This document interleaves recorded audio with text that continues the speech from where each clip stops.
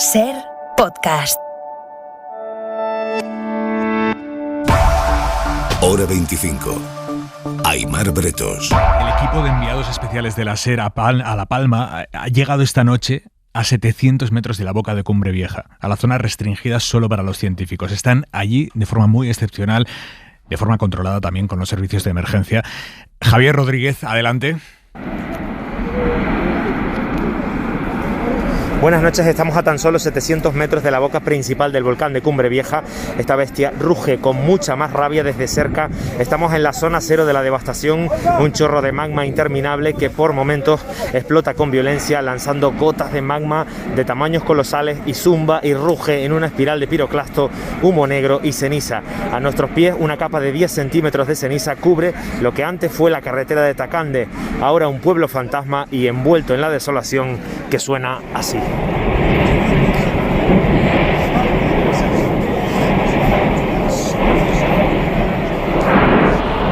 Es el sonido brutal de Cumbre Vieja, esta noche más nítido que nunca en la SER. Escuchan Hora 25. En la cadena SER, Hora 25. Aimar Bretos. Y mientras tanto, la enorme lengua de lava salida de ese volcán cubre ya una superficie de 154 hectáreas, pero avanza muy lentamente, cada vez más lentamente, tanto que apenas se ha movido en las últimas horas. Lo que no cambia su capacidad de destrucción, ha obligado al desalojo de cerca de 6.000 vecinos, y si la situación no se pone mucho más fea a lo largo de la madrugada, que ojalá que no, los equipos de emergencia van a permitir que mañana, en cuanto haya un poco de luz, para que aquello sea seguro, algunos vecinos puedan volver a las casas que todavía están un poco alejadas de la lengua a recoger lo que no han podido llevarse hoy. Y todo el mundo dice que va a haber ayuda, pero yo lo que necesito es una casa que sea mía, que yo diga, tengo mi casa, yo no quiero un alquiler. Los niños no paran de llamarme constantemente, mami, ¿dónde estás? ¿Cuándo nos vienes a buscar? ¿Estás bien? A base de pastillas para los nervios y eso, y desahogándose uno llorando. Y la casa no la ha perdido, pero el volcán está como a 200 metros. Muchos amigos han perdido su casa en Todoque, en Las Manchas, pero eso son cosas materiales, ahora hay que estar todos en una, pero es una desgracia. Dice la psicóloga, no, tienes que partir de cero, olvídate de la vida anterior y ahora tienes una vida nueva. Digo, sí, pero ¿cómo? No se puede hacer nada, entonces impotencia, y lo que vos podés, pues en un negocio, una casa, todas nuestras pertenencias. Se nota cada vez más la desesperación, el cansancio y la desesperación. Eric Pestano, enviado especial de la SER, tú has sido testigo a lo largo del día de esta impotencia mezclada con rabia. Eso es, la de los evacuados de Todoque, que forman parte de ese grupo de 6.000 personas, como decía, que han sido evacuadas. También las personas del barrio del Paraíso, de Las Manchas, de Alcalá, arrasados ya por la colada de lava, y ahora Todoque. Miedo, temor e incertidumbre son los sentimientos que repetidamente nos hemos encontrado a lo largo de este día, también de los habitantes del Remo, de Puerto Naos y de La Bombilla. Los últimos en incorporarse durante la tarde a este grupo de evacuados ha sido el medio centenar del barrio de Gedei, a 5 kilómetros de Todoque. Todo esto a escasos kilómetros del volcán, que está siendo cada vez más explosivo y que extiende lentamente la catástrofe en una colada de lava que algunos científicos empiezan a pensar que es posible que no llegue al mar. También se va a analizar a partir de este jueves la contaminación atmosférica. Lo va a hacer la UME con un equipo especial que detecta nubes químicas y determina el riesgo para la salud de quienes la respiran.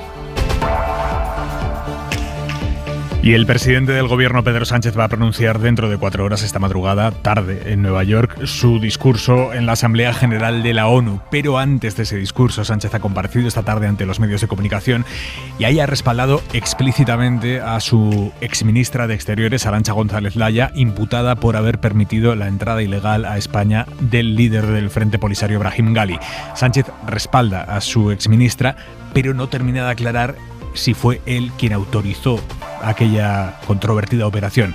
Enviada especial a Nueva York, Inma Carretero, buenas noches. Hola, buenas noches. Ha dejado en el aire esa pregunta, pero en plena estrategia de distensión con Marruecos, los ministros de Exteriores han quedado en verse próximamente, pues el presidente del Gobierno ha defendido la actuación del Ejecutivo al permitir que el líder del Frente Polisario estuviera hospitalizado en España, que fue uno de los asuntos que utilizó Marruecos como argumento para justificar su ruptura.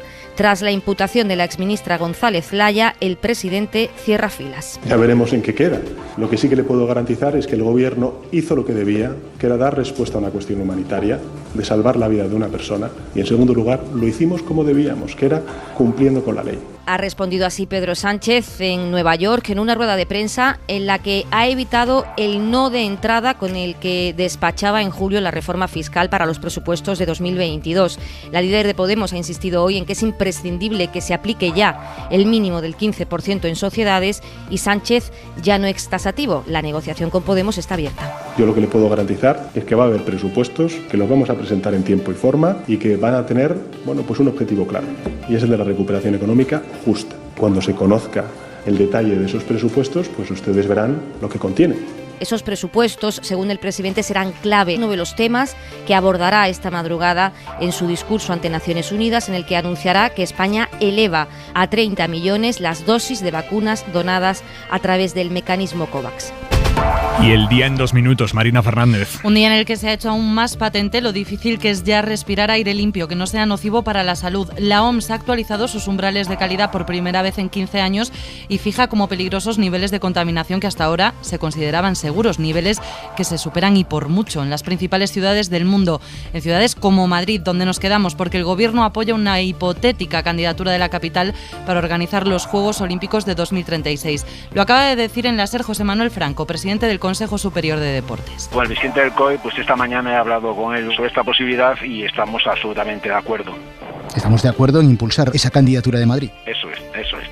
Por nosotros no va a quedar. Sería la quinta vez que Madrid lo intenta. De la luz, la Comisión Europea ya trabaja en medidas a nivel comunitario para hacer frente a la escalada de los precios. Están trabajando en la preparación de las propuestas, de las opciones flexibles para poder abordar esta situación a nivel europeo. Lo ha anunciado la ministra Teresa Rivera. Mañana baja ligeramente el precio de la energía, que va a ser en todo caso el quinto más caro de la historia. Sentencia importante del Tribunal Supremo sobre el maltrato. Más allá del caso concreto para el que confirma la condena, el tribunal recopila 27 características, el abecedario del maltrato habitual, y recalca que el testimonio de la víctima es muchas veces la única prueba para sustentar la condena, pero no por eso se puede prescindir de su palabra. Y acaba de empezar la gala de entrega del premio Donostia en el Festival de Cine de San Sebastián al actor Johnny Depp. Un premio con polémica que ha provocado protestas porque el actor está envuelto en un presunto caso precisamente de malos tratos. En su encuentro con la prensa ha dicho que nadie está a salvo de la cultura de la cancelación ni de movimientos en referencia al Me Too, que en su opinión se nos han ido de las manos. Elisa de la Nuez, secretaria general de Hay Derecho. Buenas noches, Elisa. Hola, buenas noches. Enric Juliana, director adjunto de La Vanguardia. Muy buenas noches, Enric. Muy buenas noches. Y Fernando Garea, director del Inminente, el periódico de España. ¿Cómo estás, Fernando? Hola, Aimar, muy bien. ¿Y tú? Por cierto, que ya tenéis fecha de lanzamiento, 12 de octubre. El 12 de octubre salimos con todo. Toda la suerte del mundo, desde la sana competencia y desde la admiración a muchos de los que vais a formar parte del proyecto. Muchas gracias, nos hará falta. Y en la contra de Hora 25...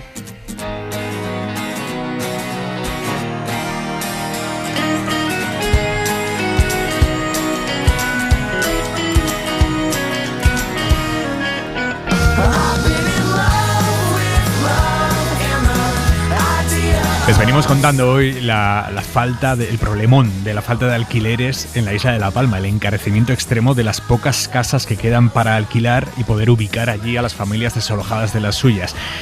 Y me decías, Javois, buenas tardes. Buenas noches. Buenas noches. ¿No, o qué? Sí, vale, yo creo que ya noches. A las 19 minutos, para quien piensa que está grabado. 19, las 9:09 en Canarias. Me decías esta tarde, Javois, que esto es la versión premium de aquella frase de Rodrigo Rato de "es el mercado, amigo". Es que a mí me pareció en su momento una descripción muy exacta. Fíjate, yo recordé una frase que me gusta mucho de Dorothy Parker. Dice, si quieres saber lo que Dios piensa del dinero, solo mira a la gente a la que se lo ha dado. Añadiría, y lo que hace para multiplicarlo. Aunque estoy seguro de que Parker no pensaba precisamente en quien alquila una vivienda en La Palma. Sí que el espíritu es el mismo. Importa más ganar dinero que cómo ganarlo. Es decir, merece la pena llegar a ser o poder llegar a ser mala persona por 200 euros. Estas personas que encarecen los alquileres a pesar de que la demanda de ellos sea un volcán, a pesar de que, de que la demanda de ellos sea que un volcán les haya volado la casa, estas agencias de viaje que han visto en el drama humanitario un espectáculo de la naturaleza, y todos aquellos, en definitiva, capaces de traducir en euros el dolor ajeno, merecen una especial atención, porque creo que, fíjate, en este mundo nos equivocamos todos mucho, todos los días, pero hay algo que no se equivoca nunca: el dinero. El dinero se limita a traducir el lenguaje del sistema, y el sistema, ese sistema que también describió Rato, permite esto. A veces no solo permite esto, sino que anima a hacer estas cosas. Hasta mañana, Javois, un beso. Hasta mañana, Aymar, otro.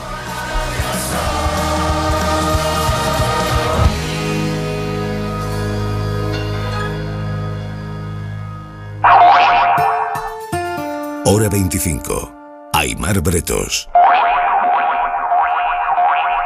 Esther, muy buenas noches. Hola, buenas noches, Aymar. Esther se ha puesto en contacto hoy con esta casa, con la cadena SER, después de escuchar esta mañana el testimonio de una mujer a la que le impidieron abortar en el Hospital Clínico San Carlos de Madrid, porque allí no se practican abortos si hay latido fetal. En la práctica se está dando algo que es ilegal, que es una objeción colectiva. A esa mujer la mandaron a una clínica privada de Madrid, en la pública no le practicaron el aborto. Sabíamos que esto estaba pasando, que no era excepcional, pero ha sido abrumadora la cantidad de mujeres que hoy se han puesto en contacto con la SER durante el día para decir: a mí también me pasó, a mí también me lo hicieron. Esther, su infierno empezó en la semana 20 de embarazo. ¿Qué pasó? Pues bueno, era mi segundo embarazo. Tengo una hija mayor que está perfectamente conmigo, tiene 5 añitos, y en el embarazo de mi segundo hijo todo iba perfectamente, y fuimos a la ecografía de las 20 semanas, la morfológica, una de las más importantes, y bueno, a la que normalmente cuando vas de forma inocente en un embarazo esperas pues que te digan el sexo de tu bebé, o bueno, salir con esa noticia, ¿no?, que compartir. Pero bueno, nosotros entramos allí y con lo que nos encontramos es con un diagnóstico de una espina bífida muy grave de mi hijo, que claro, te cae como un jarro de agua fría que no sabes cómo encajar, y que te destroza y te descoloca, y todo lo que viene a continuación pues es como una película de miedo. O sea, no tengo palabras para describir para calificar lo que pasa después de que te dicen que tu hijo está tan enfermo. ¿En qué hospital le comunicaron esta noticia? En mi caso, yo vivo en Alcobendas, y mi hospital público de referencia es el Hospital Infanta Sofía de San Sebastián de los Reyes. Y una vez que le dicen que su hijo tiene una enfermedad que va a ser muy grave, ¿qué opciones le dan? Bueno, a ver, lo primero que hace la doctora que me atiende, bueno, pues es explicarnos lo que le sucede a mi hijo.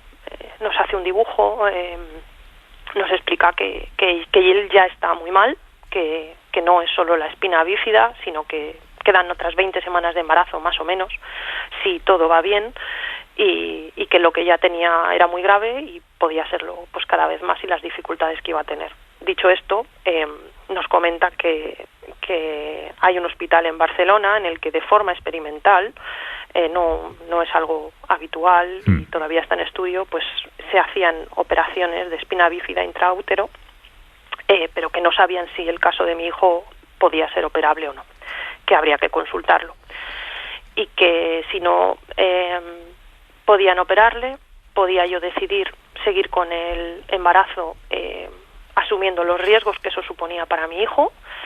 No sé si para mí, mi marido insiste en que también hablaron del riesgo que podía correr yo no lo recuerdo, sinceramente, estaba en shock.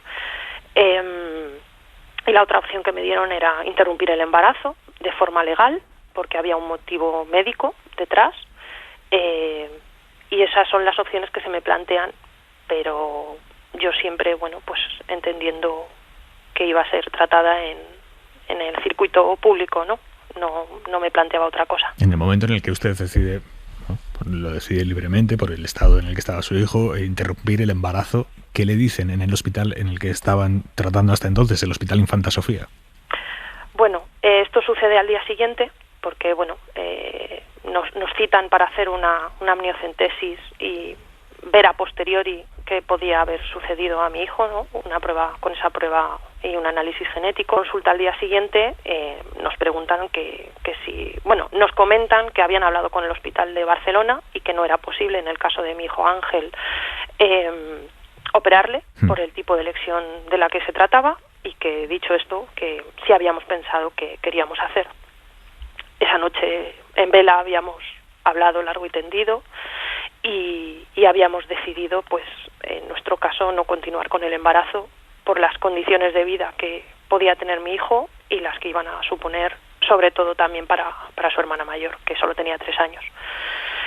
Y dicho esto, nos comentan que necesitaba el informe que esa doctora había hecho, necesitaba una segunda firma de otro ginecólogo u obstetra del servicio, y que con ese informe teníamos que bajar a la trabajadora social del hospital, porque ellos allí no hacían la interrupción del embarazo.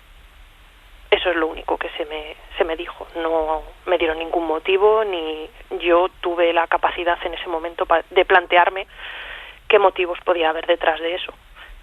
En ese hospital público de Madrid, por lo tanto, no le iban a practicar el aborto. No. En mi caso era un parto, por lo avanzado del embarazo. No era un legrado, ni era un aborto químico, ni nada, era provocarme un parto. Y no lo iban a hacer allí. ¿Y a dónde la envían? Pues después de pasar por la trabajadora social, me envían a la calle Sagasta, a las oficinas de la Consejería de Sanidad de la Comunidad de Madrid, deprisa, porque si en la situación en la que yo estaba quería hacerlo cuanto antes, porque es un momento muy complicado tomar una decisión así cuando tú sientes a tu hijo con vida dentro de ti. Entonces me mandaron a la calle Sagasta para que me atendieran cuanto antes. Allí llegué y tuve que contar por tercera vez lo que pasaba a otra persona, que lo que hizo es sacarme un papel y decirme que si quería hacerlo cuanto antes. Las clínicas a las que podía ir eran 3. Había un listado más amplio, pero que para poder hacerlo en esa misma semana, esto era un jueves, para poder hacerlo el sábado, me ofrecía esas 3 opciones y que iba a preguntar si tenían hueco y ya está. En ningún momento se me dio otra información y entonces yo entendí que todo tenía que ser así, que no había opciones, que no había ningún hospital en el que hacerlo, y cosa de la que sé después, porque he tenido otro hijo en este tiempo y cambié de hospital, y en el hospital en el que di a luz a mi hijo, si hubiera estado en este hospital, que además es un hospital público, el hospital de Torrejón, allí los profesionales que me atendieron me informaron de que en el caso de mi anterior hijo, ellos sí habrían realizado la interrupción legal del embarazo y no me habrían derivado fuera. Esther, muchísimas gracias, muy buenas noches. Gracias a ti, Aymar, y gracias por contar esto, porque somos muchas mujeres cada día y necesitamos que esto cambie. Un abrazo muy fuerte, de verdad. Gracias. Hasta luego. El caso de Esther se suma, como decimos, al de Marta, la otra mujer que esta mañana en Hoy por Hoy ha descrito cómo en el hospital en el que ella trabaja además como geriatra, que es el Clínico San Carlos de Madrid, estamos hablando de hospitales enormes, a ella tampoco le practicaron el aborto, estaba de 17 semanas, sufrió una rotura prematura de la bolsa y perdió el líquido amniótico. Le dijeron que podía interrumpir el embarazo, pero que no allí, que no en ese hospital, porque todos los profesionales del departamento son objetores de conciencia siempre que haya latido fetal. Y a pesar del riesgo que existía de infección grave para la madre, con la bolsa rota, con la pérdida de líquido amniótico, le hicieron irse del hospital. Pues me dieron el alta, me firmaron un documento donde firmaban 2 ginecólogos diciendo que había riesgo extremo para el feto, riesgo extremo para la madre, y con eso me tuve que ir a Sagasta, a la oficina de interrupción voluntaria del embarazo, para que me dieran porque cita. Ellos, ahí hay una objeción de conciencia colectiva, todos los ginecólogos esto no lo sabías tú. Yo no lo sabía porque, por lo que dice el código deontológico, es inadmisible. pero es lo que pasa. Y ella terminó abortando en una clínica privada, pasando exactamente por el mismo recorrido que nos acaba de describir Esther. La mandan en una situación realmente grave a las oficinas de la Consejería de Sanidad y le sacan una lista con las clínicas privadas a las que puede ir. Y a raíz de eso, Marta ha ido investigando, ha ido preguntando qué pasa en otros hospitales. Claro, ella es médico, tiene esta posibilidad de averiguarlo, de hablar, de no me ha pasado a mí solo. Bueno, y se ha encontrado con que esto es bastante generalizado. Yo he hablado con muchos ginecólogos de otros hospitales y lo que te dicen es que están un poquito coaccionados. O sea, porque hay profesionales que cuando dicen que ellos sí que accederían a hacer un aborto cuando está indicado, desde las direcciones o desde las jefaturas de servicio lo que les dicen es fenomenal, pero te vas a dedicar exclusivamente a eso. Entonces, claro, al final acaban diciendo que no. Eso es en los casos en los que les contratan, porque hay gente que no, directamente es que no se contrata, sí están dispuestos a hacer aborto. Decíamos que la historia de Marta ha provocado un aluvión de denuncias de mujeres que han sufrido situaciones muy parecidas. A una de ellas le llegaron a escondidas y en fin de semana para eludir el control del jefe de servicio. De esto estamos hablando. María Manjabacas, buenas noches. Buenas noches, y con ella empezamos. Con Ana, como tú decías, tuvo que hacer algo legal, interrumpir su embarazo por una malformación del feto incompatible con la vida, pero lo tuvo que hacer de forma clandestina, estando en uno de los grandes hospitales de referencia de Madrid. Tendría que ser un fin de semana que el jefe del servicio no estuviera de guardia y no constara, porque no hacían ese tipo de intervenciones en el 12 de octubre. En La Paz, misma situación, pero a Susana ni siquiera la atendieron allí, la remitieron a una privada y ella lo explica muy bien, se quedó en desamparo, no la pudo ni acompañar a su pareja. Que te sientes, pues eso, abandonada, sola, triste. Se supone que uno de los mejores hospitales de España, como es La Paz, no me han atendido allí. Y María Ángeles nos ha llamado para contarnos un caso similar en Murcia, en un hospital público, cuando se topó con el ginecólogo. Era objetor. Traía una malformación bestial, no tenía pulmones, el feto, tampoco tenía el estómago cerrado, y el ginecólogo le dijo que tenía que llevar el embarazo a término porque él se declaraba en objeción de conciencia. Y podríamos contar, Aimar, casos por toda la geografía, porque el caso de Marta ha sido como una espita que ha provocado, bueno, pues eso, que muchas mujeres lo cuenten. Y para evitar situaciones como la de Marta, el Ministerio de Igualdad está preparando una reforma de la ley del aborto que garantice que las interrupciones del embarazo puedan hacerse en hospitales públicos, María. Sí, Igualdad está ya trabajando en la reforma de la ley del aborto con la regulación de la objeción de conciencia como uno de los puntos claves fundamentales, porque estos casos lo que han puesto en evidencia es que el derecho de los profesionales en la red pública está primando sobre el derecho de la mujer. No hay que olvidar que la actual legislación permite la objeción individual a los profesionales directamente implicados en el aborto, pero garantizando el acceso y la calidad asistencial a la mujer que lo precise. Y para cerrar el tema, un dato muy elocuente de que esto la sanidad pública no se está haciendo en líneas generales. 11 años después de la ley ha ido 8 de cada 10 interrupciones voluntarias del embarazo se están realizando, Aimar, 8 de cada 10 en las clínicas privadas. María, gracias, buenas noches. Un abrazo, hasta luego. ¿Qué os sugiere todo esto? Empiezo por ti, Garea. Bueno, me parece tremendo. Yo creo que lo que hemos oído es una forma de maltrato a personas, a mujeres que están además en una situación difícil en ese momento. Se les hace pasar por un viacrucis que en mi opinión es inadmisible y que creo que las autoridades, y sin especificar cuál, cada uno en su responsabilidad, deben dar amparo a estas mujeres para que no se produzca esta situación. Como bien habéis explicado, la ley no permite la objeción de conciencia colectiva, porque al final lo que se hace es desvirtuar una ley que ha sido aprobada con todas las garantías y que está en vigor, y que, insisto, yo creo que lo peor es que a personas que están en una situación difícil no se les garantiza ese amparo que la ley en teoría sí les da. Yo creo que sí hay que hacerlo mediante reforma legal. Mediante reforma legal tiene un problema, y es que luego esa ley hay que aplicarla en cada una de las comunidades autónomas con sanidades diferentes y con, digamos, vías de escape. Pero yo creo que lo primero que hay que hacer es facilitar ese trámite en lugar de hacérselo más complicado a estas mujeres en esa situación tan complicada. Elisa.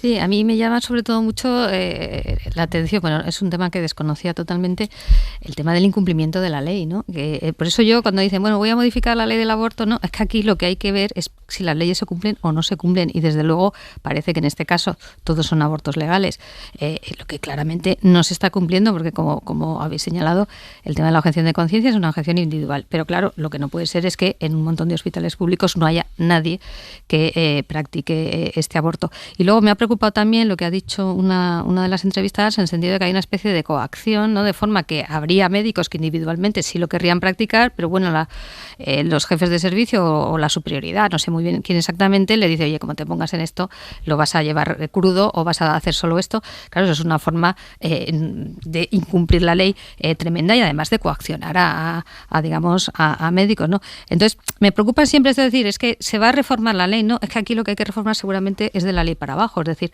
cuáles son los protocolos, qué está pasando en los hospitales públicos, darle transparencia a estos casos. Yo desde luego esto lo ignoraba totalmente, me he quedado sorprendidísima, ¿no?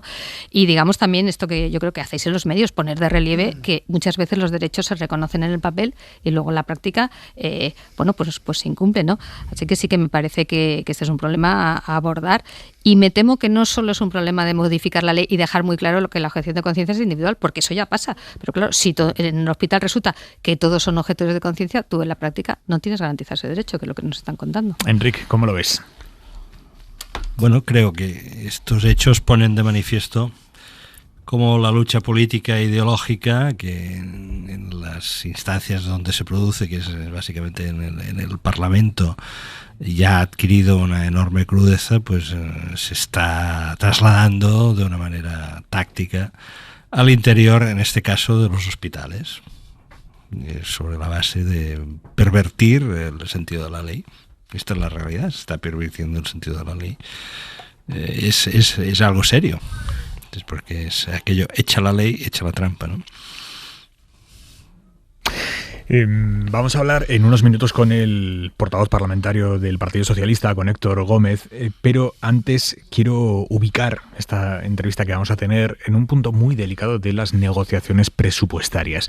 El presidente del gobierno, Pedro Sánchez, ha insistido esta noche desde Nueva York en que él quiere llevar los presupuestos al Congreso en tiempo y forma. Eso pasaría por llevarlos antes de que termine el mes, o sea que es la semana que viene. Pero ahora mismo hay un intenso pulso entre socios de gobierno, porque Unidas Podemos dice que no apoya las cuentas si no se aplica ya una reforma fiscal que ponga un mínimo del 15% en el impuesto de sociedades, que todas las empresas paguen por lo menos un 15%, sin desgravaciones que hagan ahí, que finalmente tengan un 0, un 5% de impuestos de sociedades. En el PSOE insisten en que eso habrá que hacerlo a partir del año que viene, una vez que reciban el informe de sabios que encargó el Ministerio de Hacienda, y le restan gravedad a esta divergencia, pero Yolanda Díaz ha dicho esta noche, estamos distantes, necesitamos más tiempo. ¿Qué está pasando aquí? Carolina Gómez, buenas noches. Buenas noches, Aimar. Pues probablemente la escenificación de las últimas tensiones antes del acuerdo. La parte socialista del Gobierno asegura que el proyecto de presupuestos estará listo en pocos días y el presidente ya no descarta de manera tan taxativa una reforma fiscal. Yo lo que le puedo garantizar es que va a haber presupuestos, que los vamos a presentar en tiempo y forma y que van a tener, pues un objetivo claro, y es el de la recuperación económica justa. Cuando se conozca el detalle de esos presupuestos, pues ustedes verán lo que contiene. Podemos no ve el acuerdo tan cerca y exige que se incluya un tipo fijo del 15% a las grandes empresas. Yone Belarra, en Televisión Española. Ahora mismo el acuerdo de presupuestos entre el Partido Socialista y Unidas Podemos está lejos, porque los temas centrales que nosotros hemos llevado a la negociación, uno para nosotros que es imprescindible, como es una reforma fiscal justa. Hoy ha seguido la ronda de contactos de Félix Bolaños con los grupos políticos, que va en paralelo a las reuniones técnicas que ya está manteniendo el Ministerio de Hacienda. El escenario más probable es que se reediten los acuerdos del año pasado. Ciudadanos ya se descarta. Que desde luego votaremos que no a unos presupuestos negociados con Esquerra y con Bildu. Bildu reclama compromisos concretos en la agenda social y Junts per Catalunya asegura que no negociará si la futura ley audiovisual no obliga a producir también en catalán. Junts per Catalunya no da cheques en blanco. El PSOE dice que con carácter general ve buena disposición, pero los socios advierten al Gobierno de que no debería dar su apoyo por sentado. Lo dicho, en 2 minutos, el nuevo portavoz parlamentario del PSOE, Héctor Gómez, aquí en Hora 25. Hora 25. Aimar Bretos. Héctor Gómez, portavoz parlamentario del PSOE. Buenas noches. Hola, muy buenas noches. Bienvenido. Muchas gracias, muy amable. ¿Cómo lo está llevando el estreno del cargo? Bueno, con mucha intensidad, con mucha ilusión, con muchas ganas, con mucho trabajo y bueno, y confiados en sacar adelante todo lo que tenemos, ¿no? Que no es poca cosa. Yo creo que es un momento crucial para nuestro país, después de la terrible calamidad sanitaria que estamos sufriendo. No puedo decir que no puedo hablar en pasado y ahora pues bueno, una intensa actividad parlamentaria. No solo por el contenido de los plenos, sino porque ya estamos a las puertas del inicio de la tramitación, que ya, bueno, con la aprobación del techo de gasto estamos en presupuestos prácticamente 22. Se estrena usted negociando unos presupuestos que no es cosa chiquita, vamos. No es poca cosa. Y diría que es esencial para el próximo 2022 seguir en la senda de crecimiento, ¿no? Estamos en una fase de recuperación, los datos son buenos, los que daba la vicepresidenta Nadia Calviño en el día de ayer, de crecimiento en este año y la previsión para el próximo año, también los daba la OCDE, y en esa línea necesitamos presupuestos para establecer nuevos instrumentos presupuestarios que nos permitan canalizar recursos e incorporar nuevos mecanismos, ¿no? para ayudar al tejido productivo, protección social, etcétera, etcétera. ¿El proyecto de presupuestos va a estar para la semana que viene o es imposible? Bueno, vamos a ver. En principio estaba previsto en esta semana, la siguiente. Yo creo que estamos ya a las puertas, ya aprobamos lo que comentaba, ¿no? Techo de gasto y en los plazos en los que se está moviendo el Ministerio de Hacienda puede estar. En cualquier caso, se puede deslizar unos días, pero vamos, se va a mover en esa franja de tiempo, ¿no? ¿Lo ideal sería que fuera al Consejo de Ministros del martes que viene?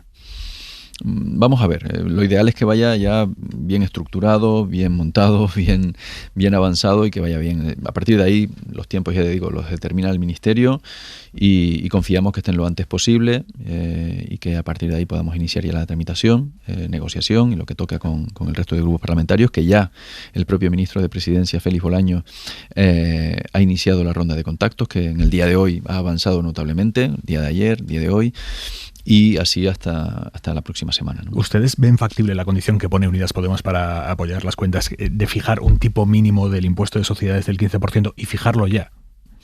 Vamos a ver, yo creo que hay que dejar claro algo, ¿no? Nosotros nos movemos en un escenario excepcional.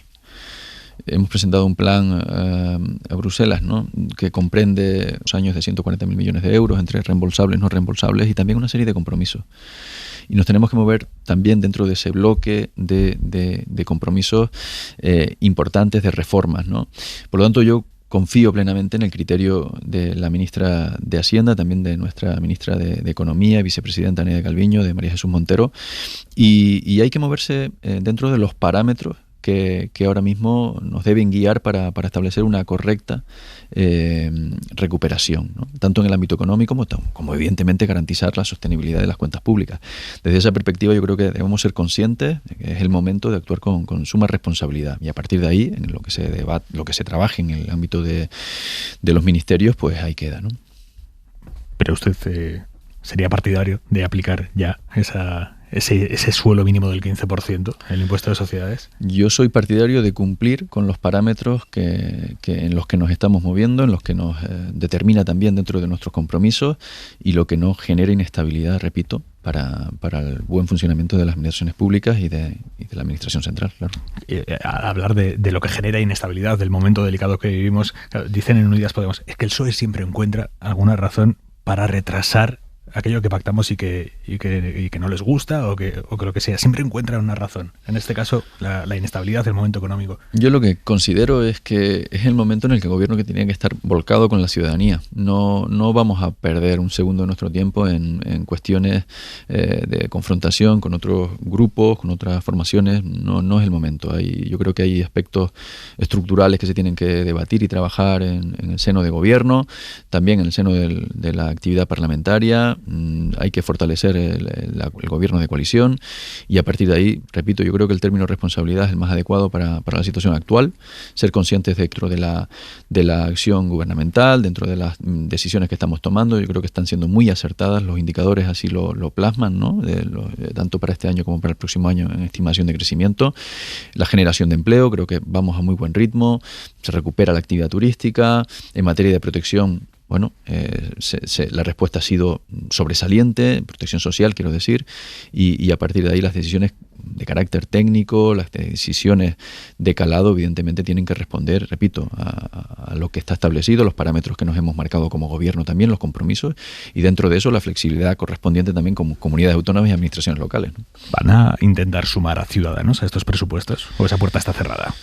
Nosotros encantados de sumar a cuantos más grupos parlamentarios mejor, pero Ciudadanos ha dejado claro hoy que no entra en la operación. Lo ha trasladado después del encuentro con Félix Bolaños, con el ministro de Presidencia y Relaciones con las Cortes y el propio secretario de Estado, y nos sorprende esa negativa a negociar, ya no digo a aceptar un documento, es que no tienen intención alguna de sentarse a hablar.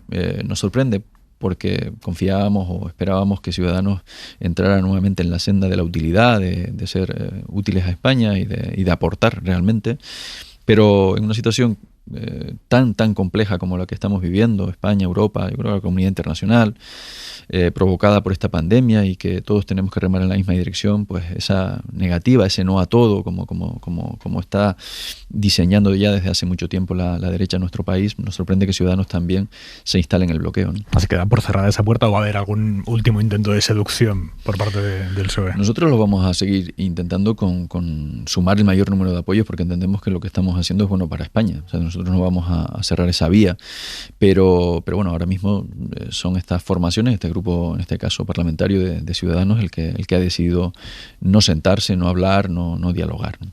Dice Esquerra que mucho ojo con dar por cerrado su apoyo. ¿Usted cuenta con esos votos? No, nosotros no damos por cerrado nada, pero sí que confiamos en sacar adelante los presupuestos del 2022. Claro que hay mucho que trabajar todavía, hay mucho que negociar, hay mucho que discutir dentro de una negociación tan compleja como son unos presupuestos generales del Estado. Pero somos conscientes de que estamos trabajando en un magnífico documento para un instrumento para España, que comprende las prioridades de nuestro país en este momento, que se adapta al plan que hemos presentado y que ha sido valorado de manera sobresaliente por Europa, por la Unión. Por lo tanto, en fin, yo creo que dentro de esa línea de responsabilidad y coherencia, qué menos que trabajar por la ciudadanía de nuestro país, ¿no? ¿De verdad la negociación con Esquerra está absolutamente desvinculada de la mesa de diálogo? Bueno, yo creo que hay que separar una cuestión de los presupuestos generales del Estado con la mesa de diálogo. La mesa de diálogo tiene un objetivo, tiene un propósito. Ese propósito no es otro que normalizar las relaciones, el diálogo justo, potenciar lo que no se llevó a cabo y fue un fracaso en la etapa del anterior gobierno, que nos llevó a una declaración unilateral de independencia, a un referéndum ilegal, todo lo que provocó una salida del tejido empresarial de Cataluña, una ruptura. Pues estamos trabajando precisamente para fortalecer y generar un espacio de confianza, de diálogo, de buscar cauces normales para trasladar las diferencias e intentar solventarlas y buscar soluciones. Aquellos que se niegan al diálogo y que solo ofrecen una puerta cerrada, pues difícilmente van a encontrar solución a los problemas.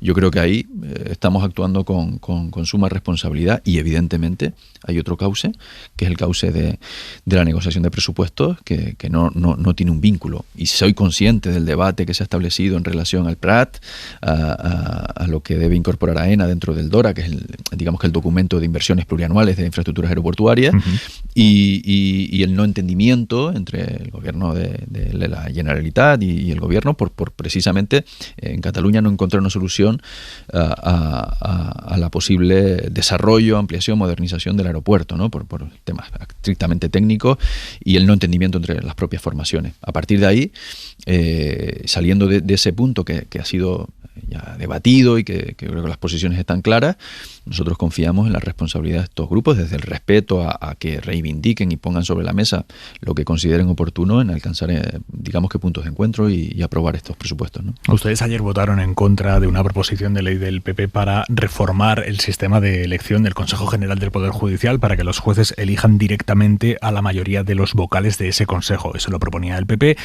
Era condición de los populares para negociar la renovación del Consejo. Ustedes votaron en contra. Acláreme una cosa, ¿ustedes están en contra de ese cambio o en contra de hacerlo ahora?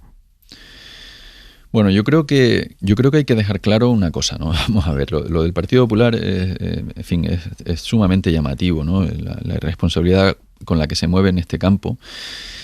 Más de 1000 días fuera digamos que de la responsabilidad de acometer la renovación, que es un mandato constitucional, renovar los órganos del Poder Judicial. Estamos hablando del Consejo General del Poder Judicial, estamos hablando del Tribunal Constitucional, estamos hablando del Defensor del Pueblo, estamos hablando del Tribunal de Cuentas.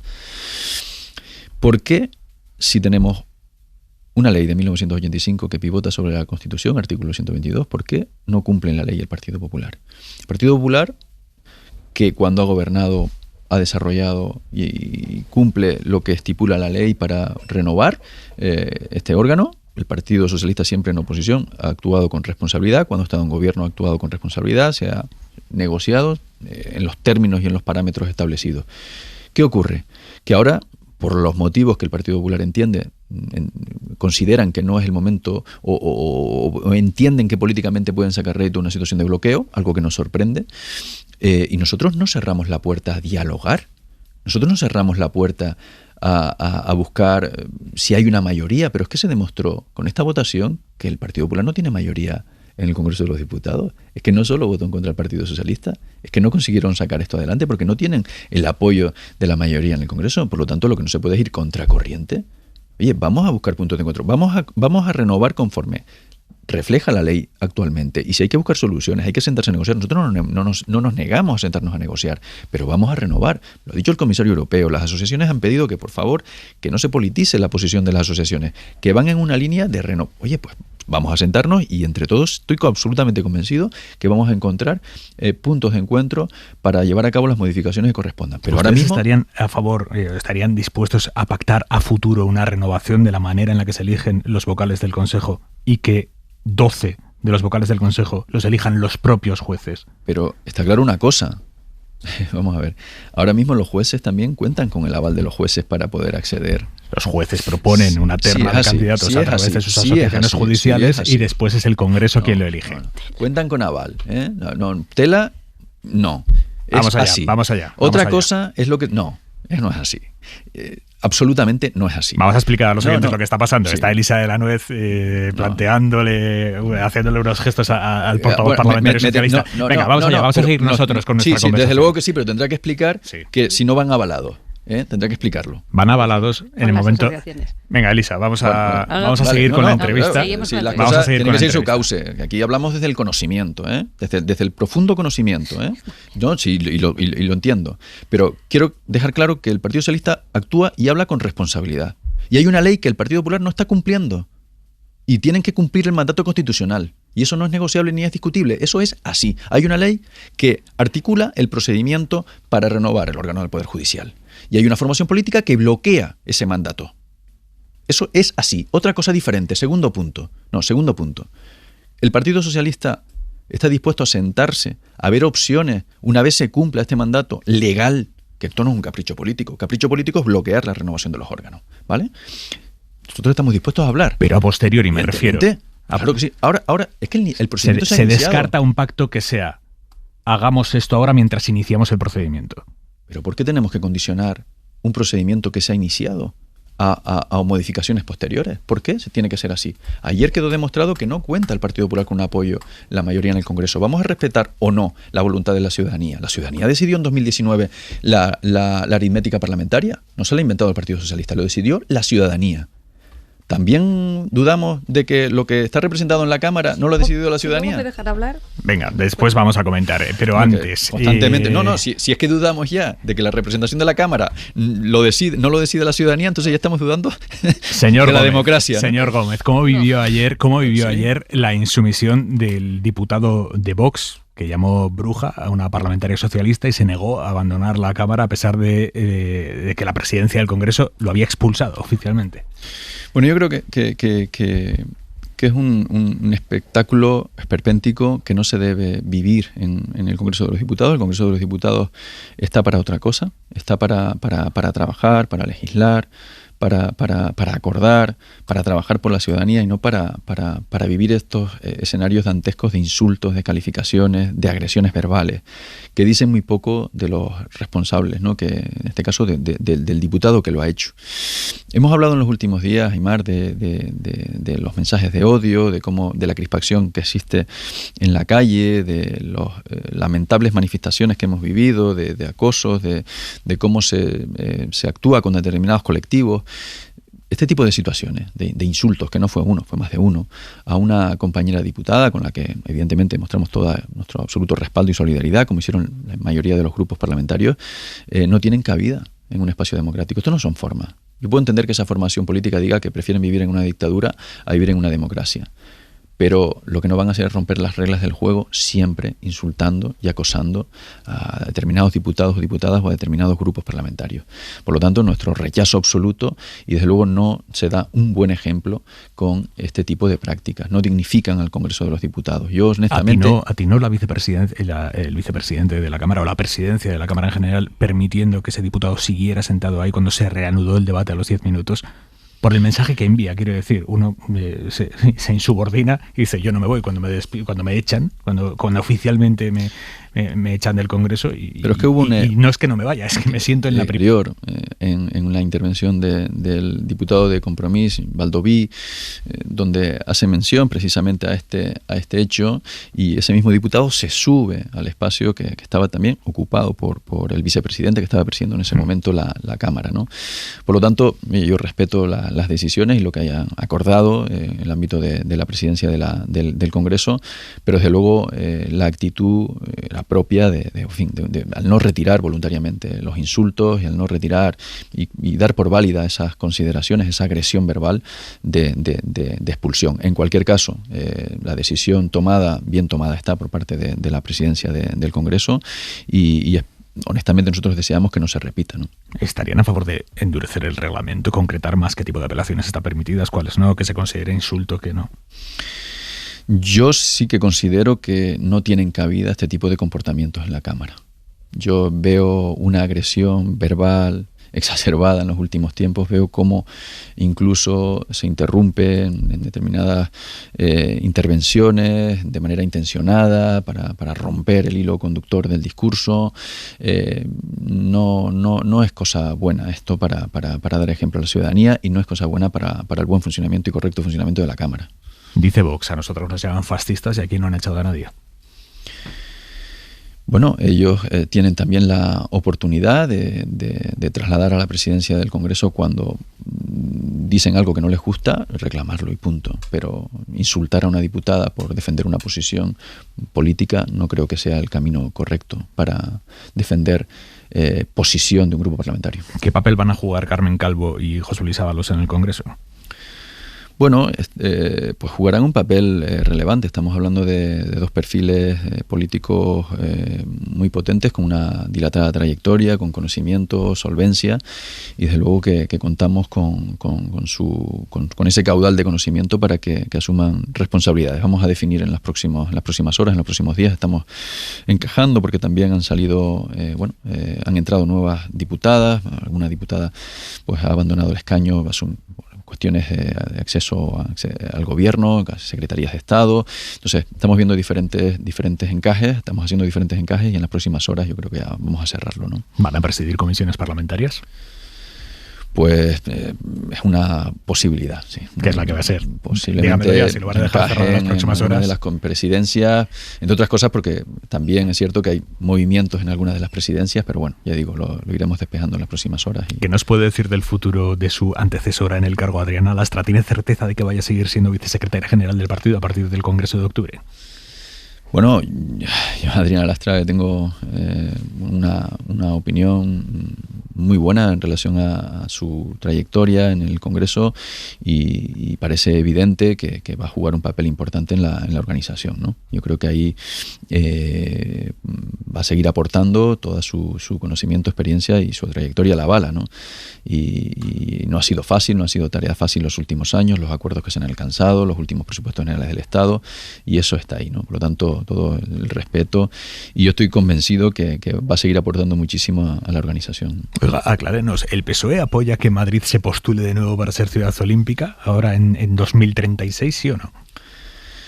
Bueno, yo tengo una opinión sobre esta cosa, sobre esta iniciativa, ¿no? Yo creo que las iniciativas tienen que ir acompañadas de fundamento, de rigor, de criterio para, bueno, no sufrir un que otro revés, ¿no? Como hemos sufrido o como hemos vivido en el pasado, ¿no?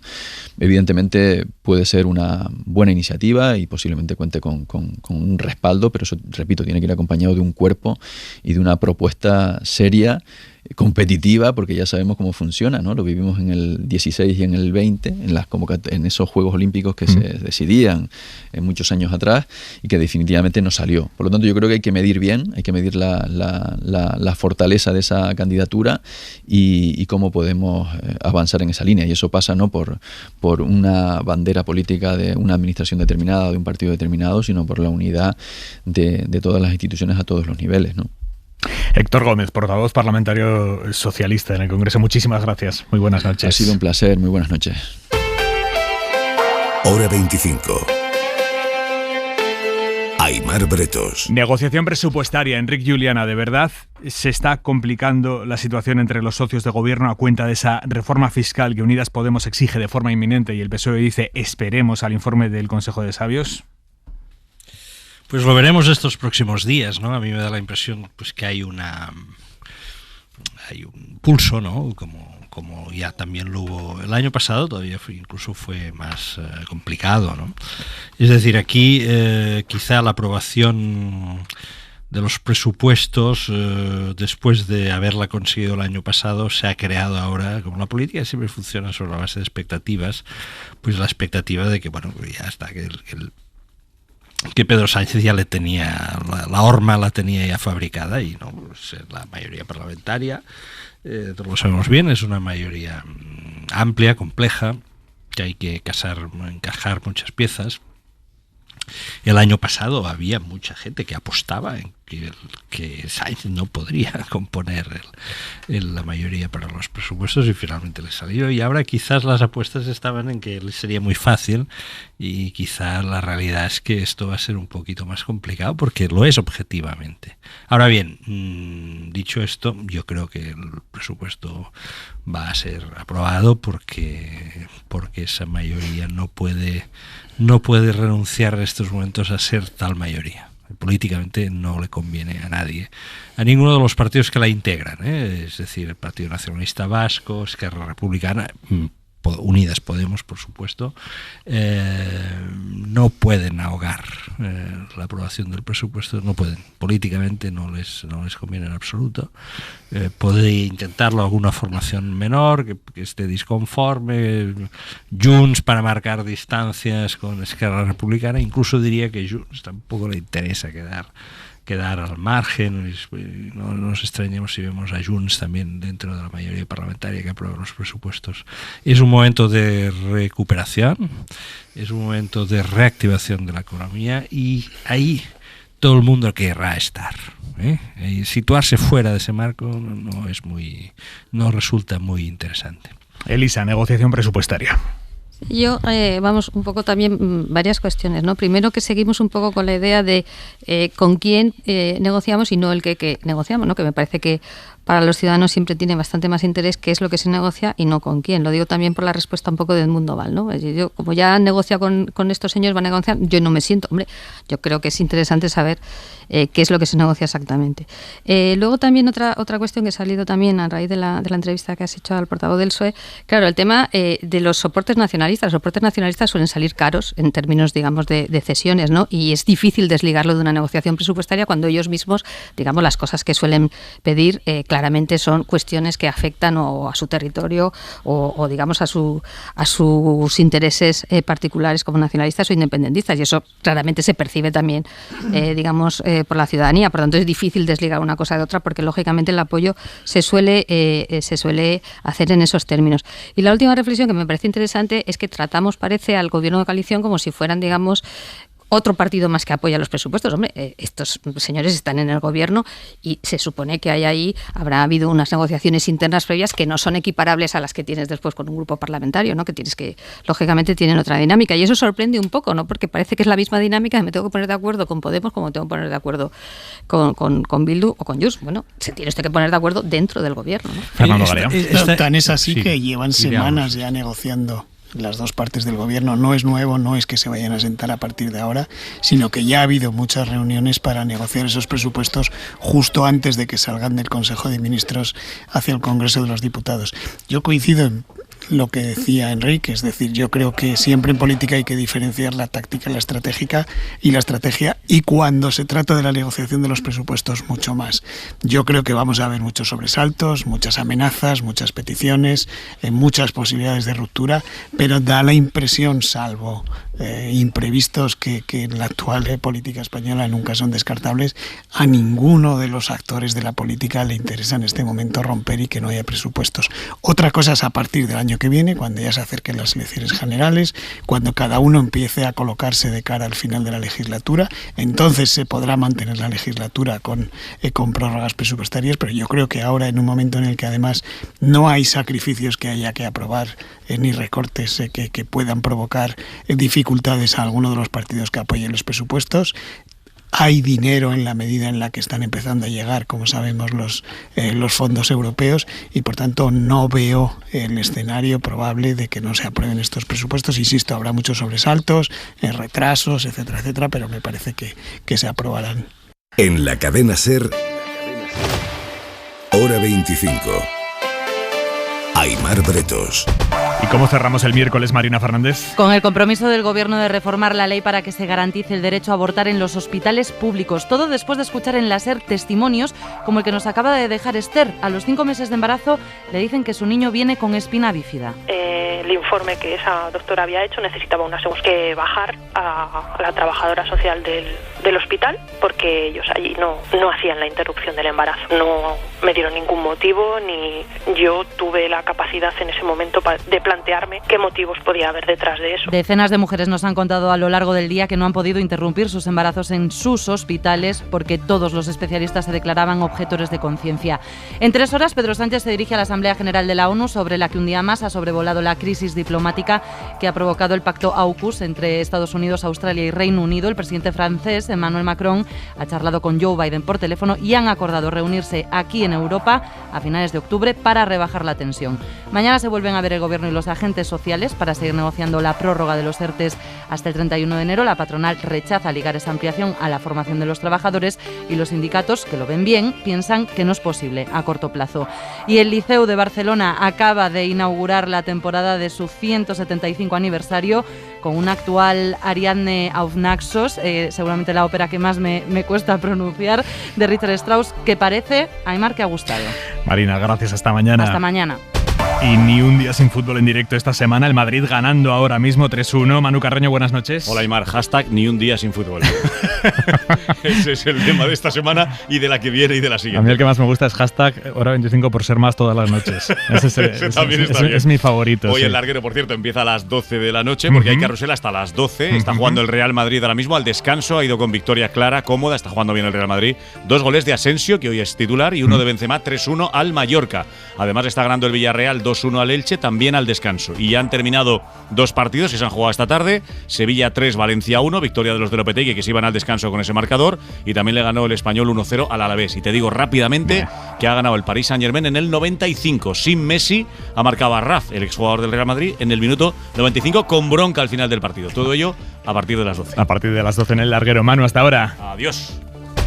Y la ropa para mañana, Jordi Carbó, buenas noches. Buenas noches. Yo iría preparando ya ropa de verano, no es ninguna broma. A partir de mañana van a subir las temperaturas, un ascenso que se notará más a finales de semana.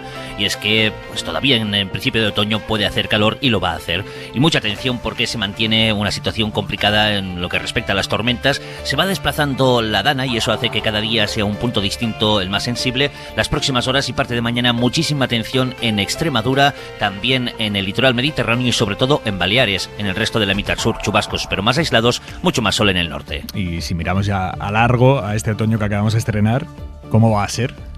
Vamos a lo más certero, durará 89 días y 20 horas. Vale, bueno, bien, 2 menos. Eso lo acertamos seguro. Y a partir de ahí... Eso será más complicado. Los modelos nos están diciendo que prácticamente todo el otoño tendremos precipitaciones por debajo de la media. Eso no quita que, como está pasando estos días, podamos tener tormentas, pero vaya que estas tormentas al final no palian, por ejemplo, la sequía que se va acumulando en muchos puntos del país. Jordi, gracias, buenas noches. Buenas noches. Enrique, perdóname, que te había quitado la palabra.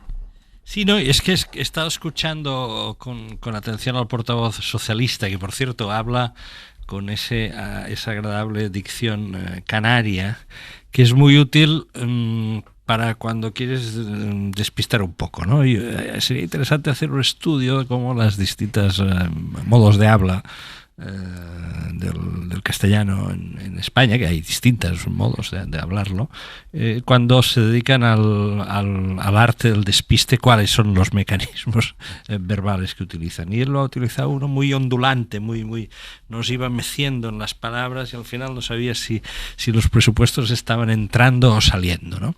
Y una de las cosas que me ha llamado la atención es que en ningún momento, y a eso lo ha notado Elisa, se ha referido a la coalición.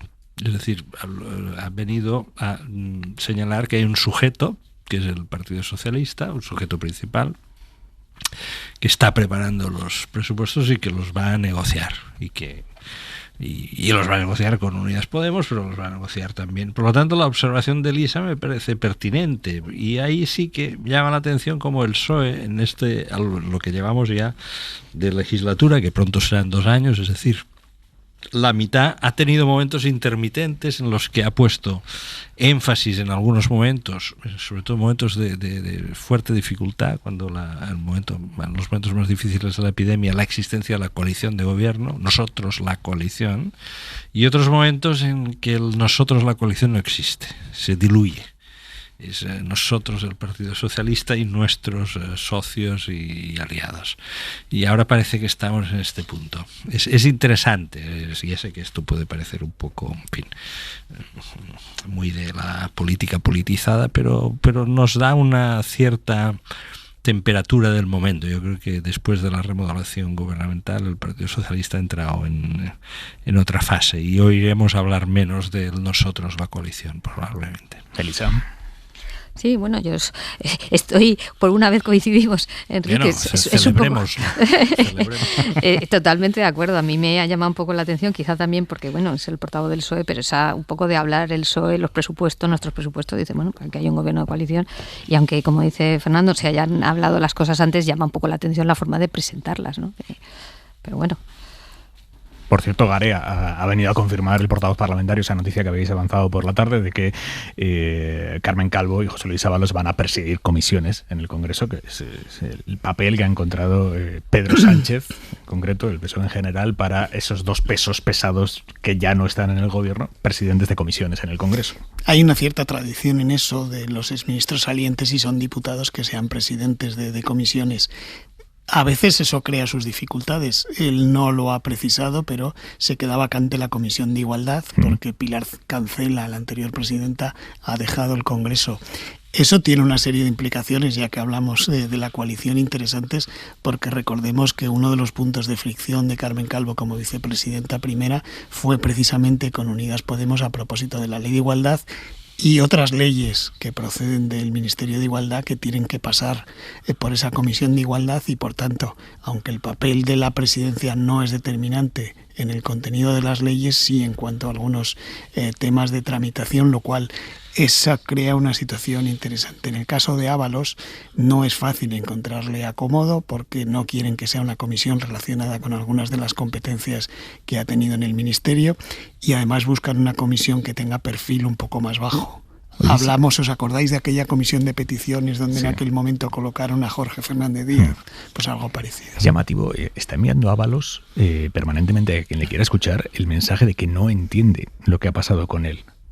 Es que no lo entiende, pero quiero decir que le falta un ratito de conversación con el presidente del gobierno para que le explique por qué le sacó del gobierno, y bueno, sigue quedando en el aire las razones concretas de una decisión que tiene un calado enorme. Sacar a alguien del gobierno, de un ministerio así, sacarle a la vez de la dirección del Partido Socialista, donde era una de las personas más determinantes, sacarle de su círculo de amistad, donde ya iba saliendo desde hacía tiempo, pero era una de las personas más cercanas, uno de los, diría que asesores o por lo menos personas de mayor confianza del círculo del presidente.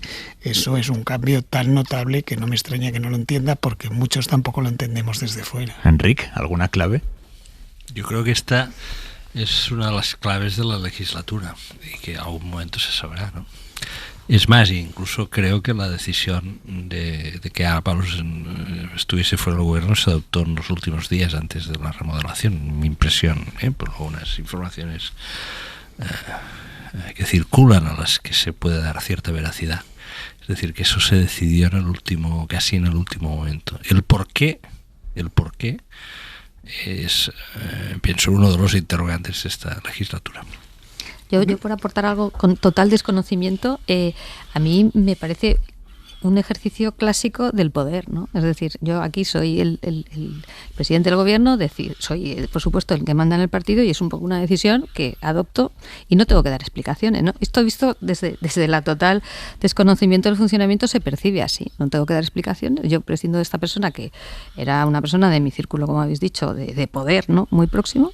Y no de explicaciones. Y yo creo que esto es lo que ha pasado. Vamos. Sí, puede ser, y además hay otra implicación política de algo que hablábamos antes, y es que normalmente en reuniones de consejos de ministros y fuera de consejo de ministros, el principal avalista de Unidas Podemos, con una excepción que ahora explico, de la coalición con Unidas Podemos era Ábalos, era el principal avalista de esa coalición dentro del gobierno. Digo, la única excepción de que se fue sin resolver el tema clave de los alquileres, que era competencia suya y era una de las exigencias de Unidas Podemos, pero se cuenta de los consejos de ministros, que creo recordar, si no recuerdo mal, Ábalos estaba sentado al lado de Yolanda Díaz en los consejos de ministros, y la coincidencia y cierta complicidad entre los dos dentro del Consejo de Ministros era bastante comentada por el resto. Recuerda las palabras muy cariñosas que tuvo Pablo Iglesias hacia Ábalos en el momento de su destitución. Son las 11:10 de la noche, las 10:10 en Canarias. Dejadme que me vaya precisamente a Canarias, porque la inmensa superficie de lava que asola la isla de La Palma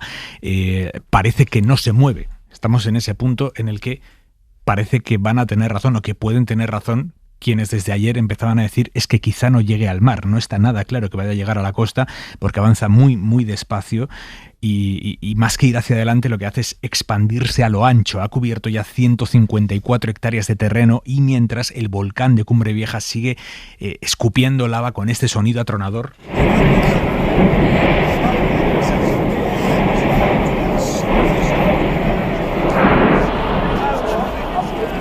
Javier Rodríguez, buenas noches.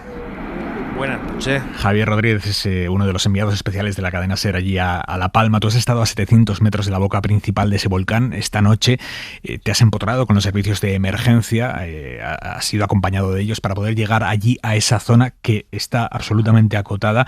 Habéis tenido que estar muy poco rato por el peligro enorme que supone.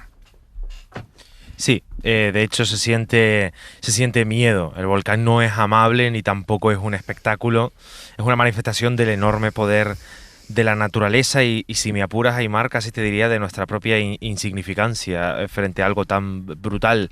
Llegamos a 700 metros en la zona cero de la devastación, decíamos allí. De hecho tuvimos que marcharnos porque el viento cambió de dirección y las emisiones de dióxido de azufre, las emanaciones de gases y ceniza apuntaron hacia nosotros.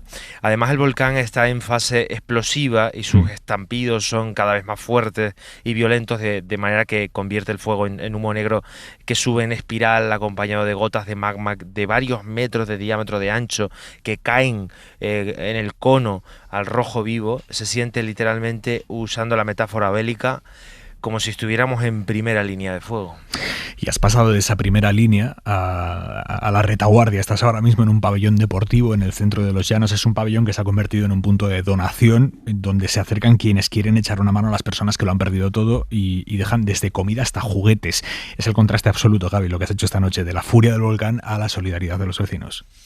en la retaguardia que dicen que es donde se ganan las guerras. Yo veo aquí cajas con ropa, toallas, veo pijamas, aquí también hay juguetes, una bici pequeñita sin pedales destinada, me imagino que algún niño o alguna niña chiquitita olvide toda esta tragedia jugando. Veo almohadas, botellas de agua de 5 litros, muchísimas almohadas, algunos productos no perecederos, cajas con todo tipo de ropa de abrigo, calzado.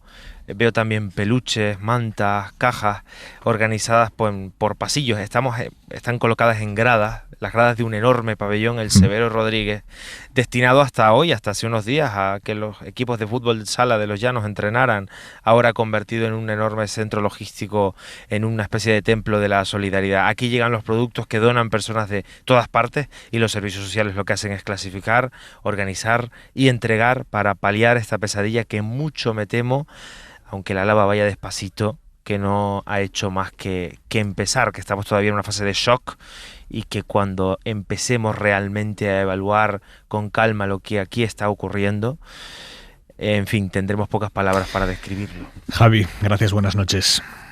Buenas noches. Uno de los problemas que están saliendo a la luz a medida que pasan los días y a medida que ese shock se va convirtiendo en frustración es que no hay casas en las que meter a la gente que ha tenido que ser desalojada de sus viviendas. Ya no solo estamos hablando de quienes han perdido sus viviendas, sino toda esa gente que no va a poder volver porque es que a 50 o a 100 o a 200 metros de su casa hay una lengua de lava y no hay casas. Eric Pestano, buenas noches. ¿Qué tal? Buenas noches, Aymar. Este es el problema, que no hay pisos de alquiler siquiera a los que irse. Nada. Aquí en La Palma no hay prácticamente ningún piso de alquiler. Confluyen dos problemas, como decía. La poca oferta de alquiler es el primero, el inmediato. Hay ahora menos de 20 pisos de alquiler en toda la isla, y lo podemos comprobar en los portales inmobiliarios más conocidos. Menos de 20 pisos, pero es que a esto hay que sumar que lo que hay es muy caro. Por ejemplo, 700 euros por un piso de una habitación, o exactamente en el lado opuesto, un estudio de 25 metros cuadrados por casi 400 euros. En fin, nada que ver con esas casas absolutamente devastadas, arrasadas por la lava. Por eso, en parte, se empiezan a articular una especie de solución. El gobierno, la más inmediata, la acaba de anunciar durante esta tarde. Ha comprado promociones de viviendas vacías en Los Llanos y en El Paso, 73 viviendas. Con esto no van a resolver nada de momento, pero es un primer paso. Y también ha habido entidades bancarias que, de algún modo han anunciado que ponen a disposición algunos de sus pisos. Lo ha hecho la Caixa, ha puesto 8, en fin. Para nada cubre la demanda de esas familias que se han quedado sin sus casas, más de 300 casas arrasadas. Eric Pestano, enviado especial de la SER a La Palma. A descansar, compañero, un abrazo. Venga, buenas noches. Esto es lo más inmediato, donde meter a los miles de ciudadanos que van que no van a poder volver a corto plazo a su casa, pero y a medio plazo, ¿qué va a pasar con ellos? ¿Quién va a recibir ayudas por sus casas destruidas o dañadas? ¿Quién tiene que pagar ese dinero? Pues aquí también hay una cosa muy importante, porque el consorcio de seguros solo paga si la casa estaba asegurada, y en Canarias el porcentaje de casas aseguradas es bajísimo en comparación con el resto de España. Solo el 45% de las viviendas en Canarias tiene seguro, que es 26 puntos menos que la media nacional. Y eso, Javier Ruiz, buenas noches. Buenas noches, Aymar. Eso quiere decir que más de la mitad de los afectados, los que no tengan seguro, no van a recibir ayuda privada. El consorcio no les va a pagar nada, sino que van a depender solo de las ayudas públicas y cuando lleguen las ayudas públicas. Más de la mitad de la gente está ahora mismo al albur de las ayudas públicas. Solo hay una cobertura para el 45,1%. En España, las casas aseguradas son el 71%. Canarias es la tercera autonomía con menos seguros de hogar de todo el país. Solo está por delante de Ceuta y de Melilla. Pero es que en Canarias, y lo estamos viendo en La Palma, y lo estamos viendo, hay muchas segundas viviendas.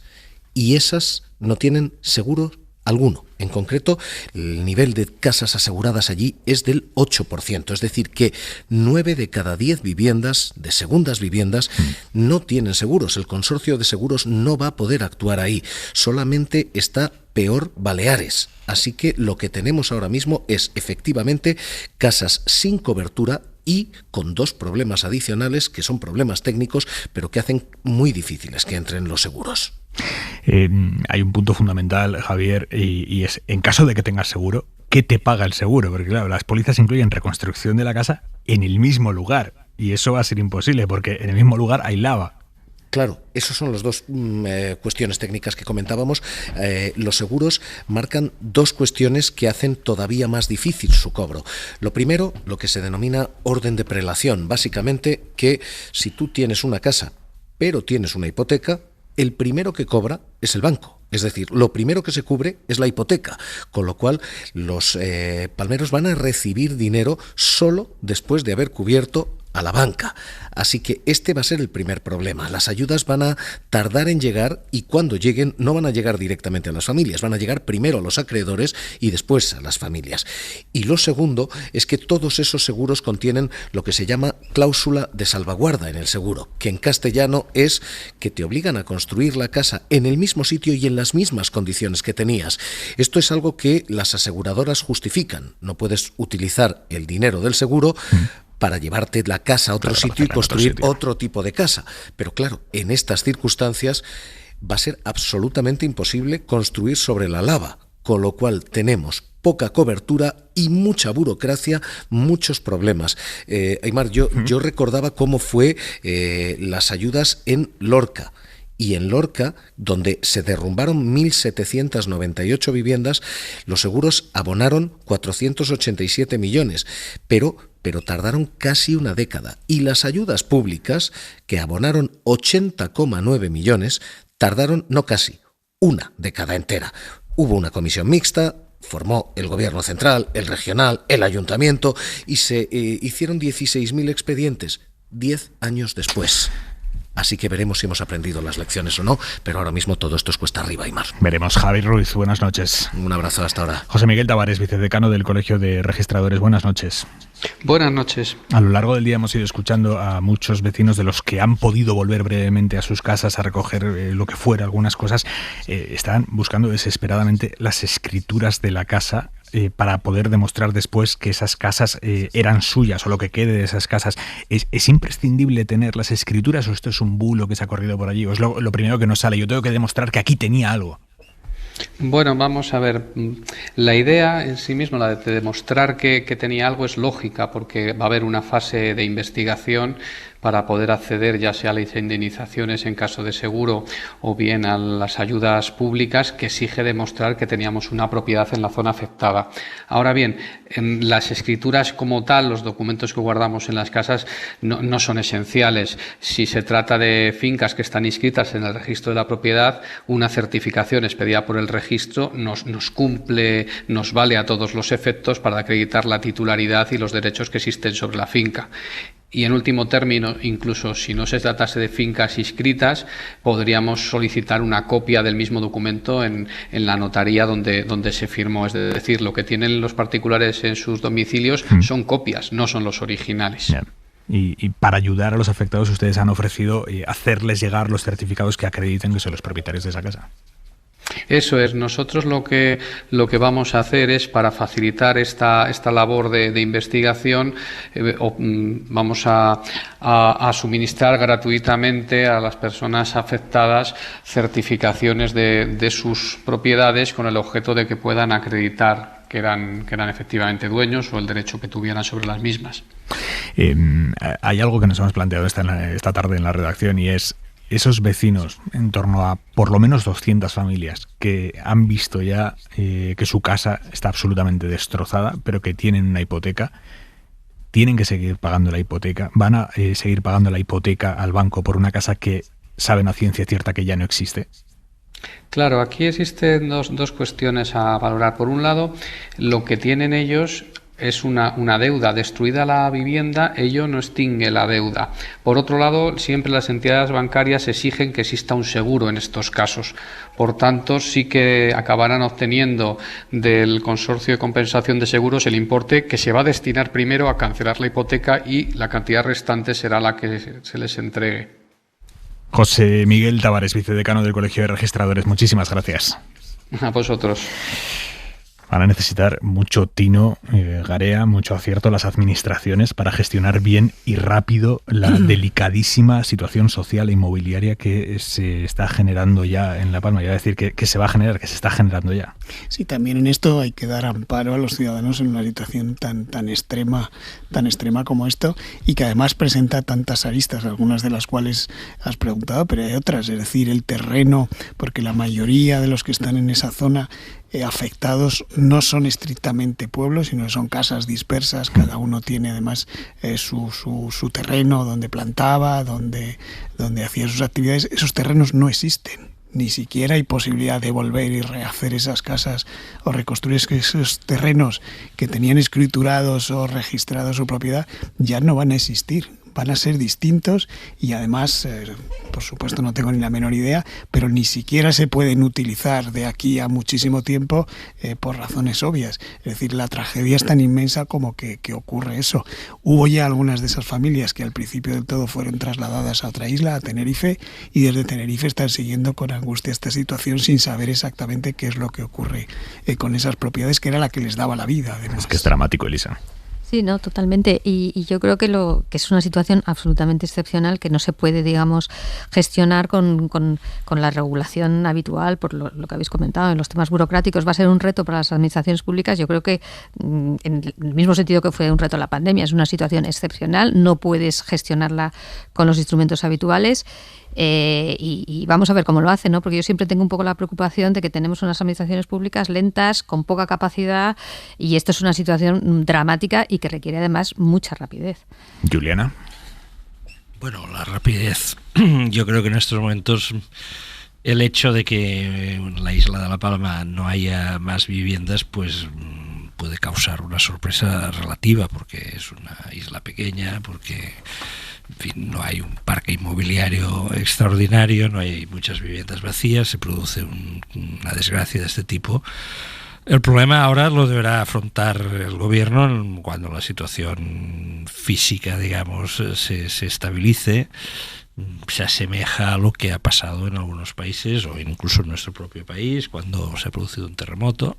Pues hay que tomar medidas muy específicas para poder realojar a las personas en el menor tiempo posible. Pues posiblemente habrá que construir viviendas nuevas para ellos, y para ello habrá que encontrar el suelo pertinente para poderlo hacer. Seguramente no será fácil porque, insisto, no es una isla relativamente pequeña.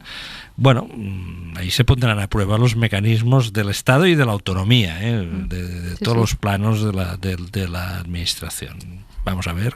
Ahora, mientras el volcán todavía ruge, hasta esta noche la lava estaba en movimiento, yo creo que ya ver si ya se han tomado, en fin, ya se sabe exactamente cómo va a ser realojado el último de los damnificados, hombre, quizás es situarse en un plan un poco irreal, ¿no?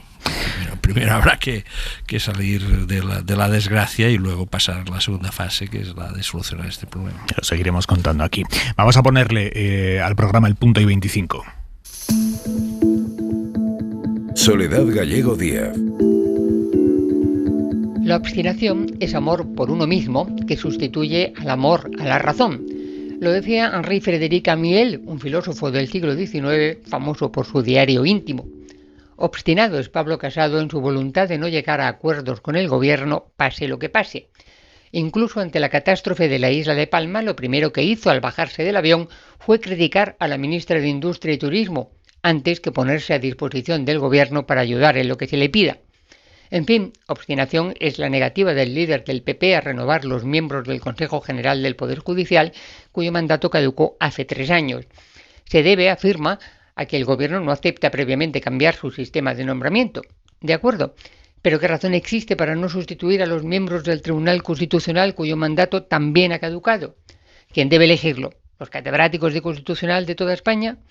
¿Quiere Casado que se cambie el método por el que se nombra a los miembros del Tribunal de Cuentas, que también están fuera de plazo? Y en el caso del Defensor del Pueblo, ¿por qué no se renueva? ¿Quiere, es un decir, que lo nombren los alcaldes? La obstinación, ya lo decía Amiel, sustituye a la razón. Punto y 25. Enric, Julián, Elisa de la Nuez, Fernando Garea, gracias a los tres por acompañarnos esta noche. A ti, buenas noches. Buenas noches. Buenas noches. Y a ustedes, descansen. Nos escuchamos mañana. Adiós. Suscríbete a Hora 25. Todos los episodios y contenidos adicionales en la app de Cadena SER y en nuestros canales de Apple Podcast, Spotify, iVoox, Google Podcast y YouTube. Escúchanos en directo en la SER de lunes a viernes a las 8 de la tarde. Cadena SER. La radio.